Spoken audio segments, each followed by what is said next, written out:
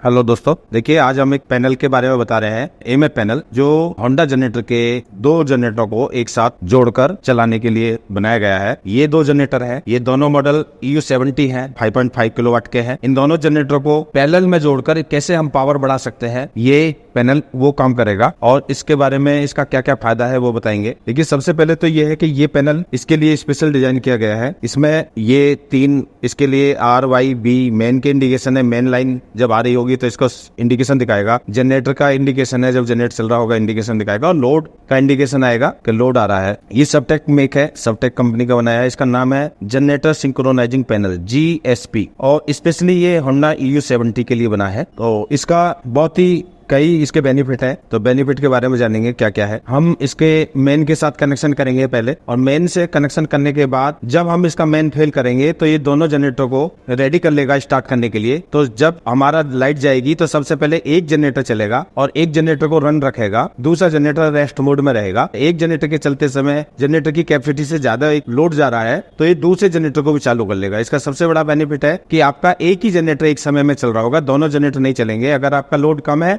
तो एक चलेगा और अगर लोड ज्यादा बढ़ गया तो दोनों जनरेटर को चलाकर आपका लोड बढ़ जाएगा। जैसे ये दोनों जनरेटर की मैक्सिमम कैपेसिटी 7 kV है तो 7 kV लगभग 14 kV का जनरेटर आपका पावर देगा। और उसका एक सबसे बड़े फायदा है कि ये जनरेटर बहुत छोटी सी जगह में आपका सेट हो जाएगा। एक 14-15 किलोवाट का लोड आप ले पाएंगे। आप इसमें लगभग 4 AC, बाकी घर का लाइट, लोड, फैन, फ्रिज ये सब चला पाएंगे इजीली। सिंपल है ये, इसमें कोई बड़ा कनेक्शन नहीं है। दूसरा इसमें देखेंगे अंदर पैनल में क्या क्या है। ये पैनल अंदर से बनाया गया है, बहुत हैवी ड्यूटी पैनल है। तो ये यहाँ पर जनरेटर का कनेक्शन आएगा। जनरेटर है, जनरेटर 1, जनरेटर 2, आउटपुट, मेंस, और ये अपना कंट्रोल कनेक्शन है। अंदर से बहुत साफ सुथरा कनेक्शन है। और इसका यूज कहाँ कहाँ कर सकते हैं, जैसे कि आपको बड़ा कोई ऑफिस है, मॉल है, शोरूम है जहाँ पे जगह कम है, बड़ा जनरेटर डीजल जनरेटर नहीं रख सकते तो वहाँ पे इसको यूज कर सकते हैं। दूसरा इसका एक फायदा है कि आपका जब लोड कम है तो एक ही जनरेटर चलाएगा, दोनों जनरेटर चलाने की आवश्यकता नहीं है। तो दूसरा ये फायदा हो जाएगा। तीसरा, आपको कई बार ऐसा है कि आपको बड़ी ऊंची बिल्डिंग के ऊपर कहीं लगाना है तो वहाँ पे बड़ा जनरेटर नहीं लग सकता, तो वहाँ पे आप आसानी से लगा सकते हो। या आपकी कोई ऐसी साइड है जहाँ पे आपको पोर्टेबल जनरेटर ले जाकर जाना है और लोड ज्यादा है तो वहाँ पे आपको चला सकते हैं। रिमोटली साइड है, वहाँ पर आपको बड़ा लोड 15 किलोवाट का आसानी से चला सकते हैं। ये वहाँ पे फायदे हैं।